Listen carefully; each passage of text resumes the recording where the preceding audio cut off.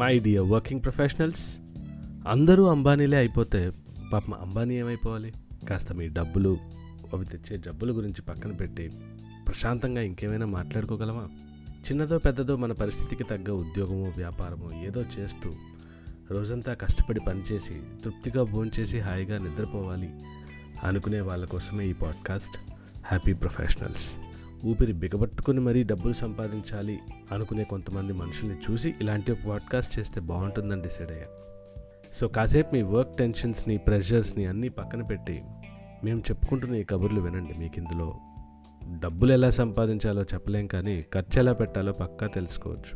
వర్క్లో టెన్షన్స్ ఎప్పుడూ ఉండేవే. మీ ప్రొఫెషన్ ఏదైనా డైలీ మీకంటూ కొంత టైం తీసుకుని మీకు నచ్చిన పని ఏదో తెలుసుకొని చేసేయండి, నేను ఈ పాడ్కాస్ట్ చేస్తున్నట్టు.